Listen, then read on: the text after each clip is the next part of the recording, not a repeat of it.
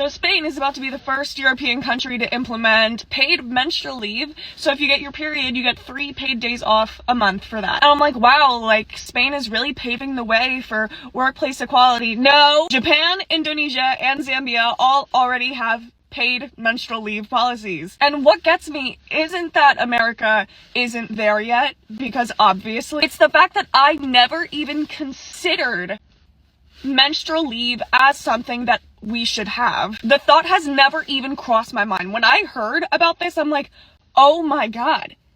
Oh my god, yes. Because I've just been conditioned like everybody else in America with a uterus that when you have your period, you need to go to work and pretend like you don't have your period. And that's just like if you get a regular period, not counting people with like endometriosis, hormonal diseases, or myself with fibromyalgia. I have enhanced pain and fatigue. It's like sick leave. Like you're getting additional days of sick leave, but only for people who menstruate, which makes sense because we're sick at least 4 days out of the month, but for most of us it's even more than that. So I just wanted to like get the gears turning for you in case you also did not consider this. Hey, why don't we have this? Why don't we have paid menstrual leave? What is the reason? So first off, she got all fired up, and I feel like she didn't even read the law in Spain or in Japan or any of these other places. This is not some blanket extra time off if you have a period.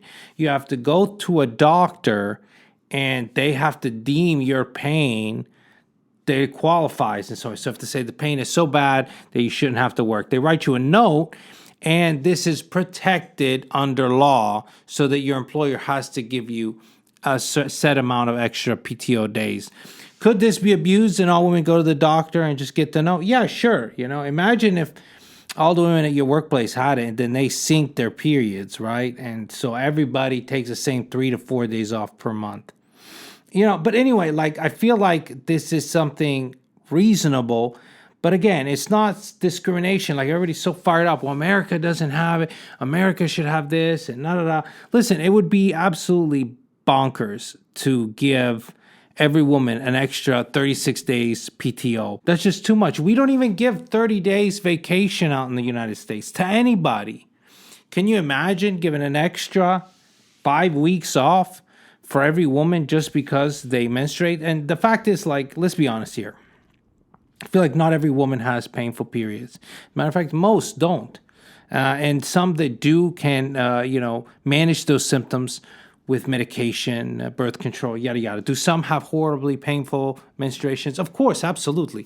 And this should be something that they, get some sort of treatment for. Some people have really big problems. But again, reasonable accommodations. Do we try to find reasonable accommodations for people with disabilities? Yes, you're in a wheelchair, we find reasonable accommodations. If you have, a week out of every month, you're out of commission the entire time, even if you have a desk job, well, that becomes problematic.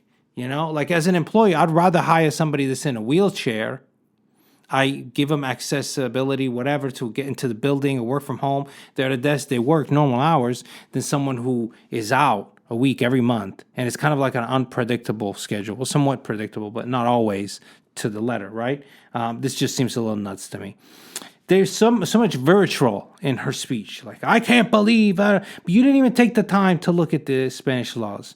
And she's just marching on. She probably works some minimum wage job, or she's working at DoorDash. She's all fired up. It's not reasonable. Like, it's just, I don't know. I feel like in these kind of situations, this new youth, this new generation, you give them a hand, they take the arm.